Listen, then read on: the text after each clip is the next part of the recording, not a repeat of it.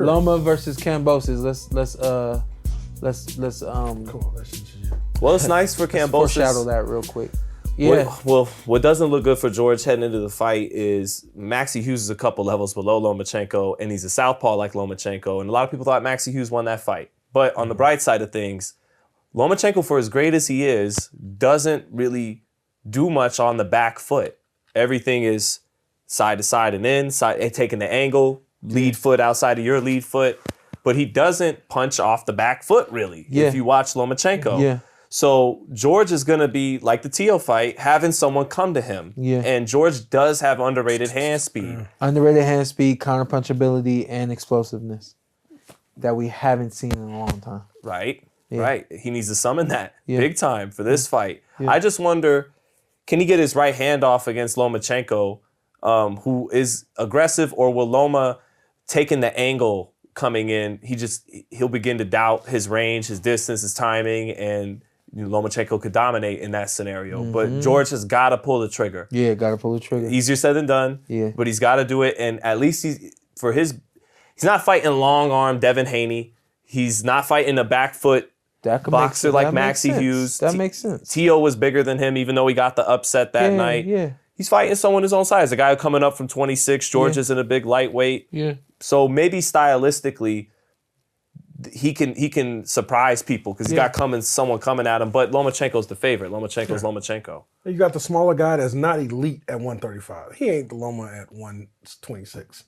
The 130. Yeah. Should he make him feel his presence? Should he be on Loma?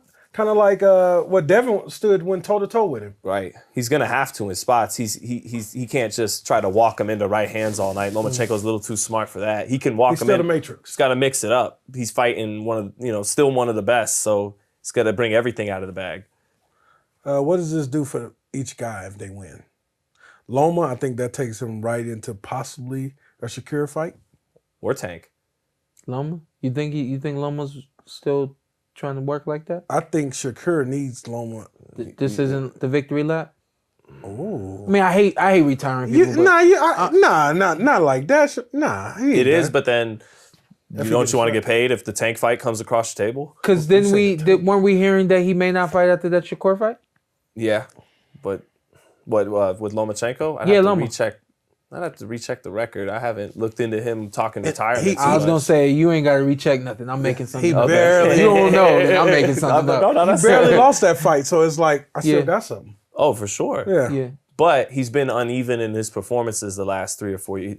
Against Nakatani, oh my God, out of this world. Then Jermaine Ortiz, Then against Lomachenko, almost beat the undisputed champion, 10 years younger and a bigger guy. Yeah. So does he go back down to earth for Kambosos, or can he maintain his highest level? I think he. I think a part of that valley that we've seen, or that roller coaster ride that we've seen, is also the styles. He's got both those guys. Jermaine's a mover, unpredictably explosive here and there. And then we know everything about Devin. Speed. The body work. Yeah. I'm sure he's never had nobody work his body the way Devin worked his body in one fight. So, Salido. The first loss. Okay. Yeah. But long time ago. Yeah. Yeah, it had been a minute. Yeah. And in a different way. Loma, let's say Loma gets by Kambosos. He fights Shakur or Tank. Do we say beating up on the older guy? These guys are beating up on the older guy? It doesn't matter. Yeah. Because some people say It Tank ducked him earlier, and Tank is fighting him, 5 years too late? Yeah, there's some truth to that. Yeah. But if he shows out against Kambosos and is a world champion again, but listen, Tank wasn't who he is now. He wasn't that person 5 years ago. So it would have been too soon. Well, I was talking nice about Tank earlier, but Tank has can't keep letting these opportunities pass you by. Like Devin beat Lomachenko, you didn't beat Lomachenko. Ryan, well, now we don't know if he beat that. That might be a no contest. But until this PED stuff came out, Ryan beat Devin. That doesn't mean you beat Devin. So, don't keep letting that pass by, and So he can still be. I think there's a medium. Like you're beating a guy at his peak, and you're beating a guy when he's over the hill.